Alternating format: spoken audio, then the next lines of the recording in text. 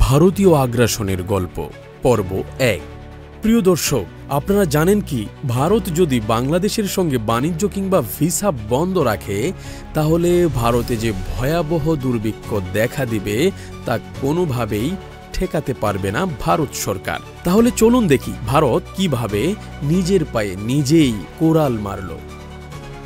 ভারতের সঙ্গে বাংলাদেশের বাণিজ্য ঘাটতি ৯০%। আপনারা অবাক হবেন আমরা শুধুমাত্র ইলিশ মাছ পাঠাই, তাও সেটা বছরে একবার, দুর্গাপুজোর সময় স্বাভাবিকের চেয়ে একটু বেশি আর পুজোর বাহিরে সীমিত আকারে।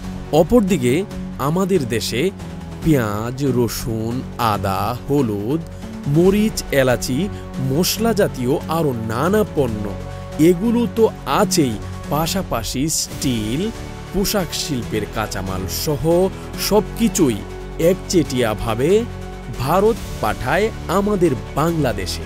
বিচক্ষণ দর্শক, আপনার চিন্তা করে দেখুন তো, বাংলাদেশ ভারতের জন্য কত বড় একটা বিজনেস মার্কেট, কি বিপুল পরিমাণ ডলার আয় করে বাংলাদেশের বাজার হতে। এখানেই শেষ নয়, প্রতি বছর বাংলাদেশ হতে লাখ লাখ মানুষ চিকিৎসার জন্য ভারতে যায়। তাছাড়াও প্রচুর সংখ্যক মানুষ ভ্রমণ ও অন্যান্য প্রয়োজনে ইন্ডিয়াতে যায়, যার ফলে ইন্ডিয়ান ভিসা প্রসেসিং ইত্যাদি হতেও বিশাল অঙ্কের ডলার আয় করে এই ভারত। সুতরাং ভিসা ও এলসি এসব যদি বন্ধ থাকে তাহলে ভারতের দুর্ভিক্ষ ঠেকানো কোনোভাবেই সম্ভব নয়।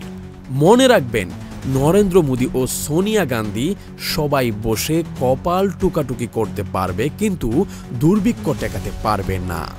প্রত্যেক দেশেরই যেমন পররাষ্ট্রনীতি আছে, তেমনিভাবে বাংলাদেশেরও নিজস্ব একটি পররাষ্ট্রনীতি রয়েছে।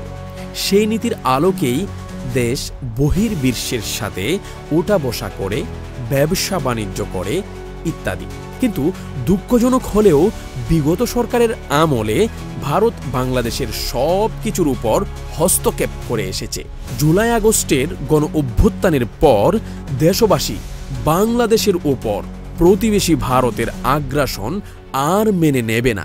সব দেশের সঙ্গে বাংলাদেশের বন্ধুত্ব, কিন্তু কোনো প্রভুত্ব নয়। শুধু ভারতের সঙ্গে নয়, পুরো বিশ্বের সঙ্গে বাংলাদেশের পররাষ্ট্রনীতি থাকতে হবে। ছোট বড় দেশ বলে কোনো কথা নেই, প্রতিটা দেশই কারো না কারো উপর নির্ভরশীল। আমেরিকা এত বড় একটা দেশ, তাদের অস্ত্র বানানো ছাড়া কোনো কারখানা নেই, কিন্তু তাদের পোশাকের জন্য বাংলাদেশ, ভিয়েতনাম সহ বিভিন্ন দেশের উপর নির্ভর করতে হয়। তেমনি প্রতিটি দেশেরই কোনো না কোনো ঘাটতি পূরণের জন্য অন্য আরেকটি দেশের উপর নির্ভর করতে হয়। অতএব ভারতকে মনে রাখতে হবে যে বাংলাদেশ ভারতের অংশ নয়, বরং আলাদা একটি স্বাধীন দেশ। দর্শক দেখুন, ভারত যদি বাংলাদেশের মানুষের মনোভাব না বোঝে তাহলে দুই দেশের সম্পর্ক হবে আরও মুখোমুখি। আজ তারা নেপালের সঙ্গে বন্ধুত্ব হারিয়েছে, মালদ্বীপের সঙ্গে হারিয়েছে, এমনকি ভুটানের সঙ্গেও বন্ধুত্ব হারিয়েছে, আর পাকিস্তানের সঙ্গে সম্পর্ক অনেক আগেই হারিয়ে বসে আছে। এখন বাংলাদেশের সঙ্গেও টানপোড়েন অবস্থা।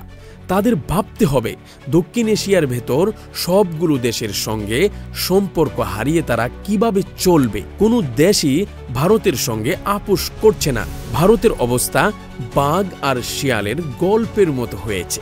আর ভারতের গণমাধ্যমের উদ্দেশ্যে বলতে চাই, জেনে শুনে বুঝে বাংলাদেশের বিরুদ্ধে অবস্থান নিয়েছে ভারতের কিছু দুষ্ট গণমাধ্যম। তারা বাংলাদেশ সম্পর্কে নানা প্রোপাগান্ডা চড়াচ্ছে, যা আগুনে ঘি ডালার মতো। এই সমস্ত মিথ্যা বানোয়াট নিউজ একটা সময় ভারতেরই বড় ধরনের ক্ষতির কারণ হবে।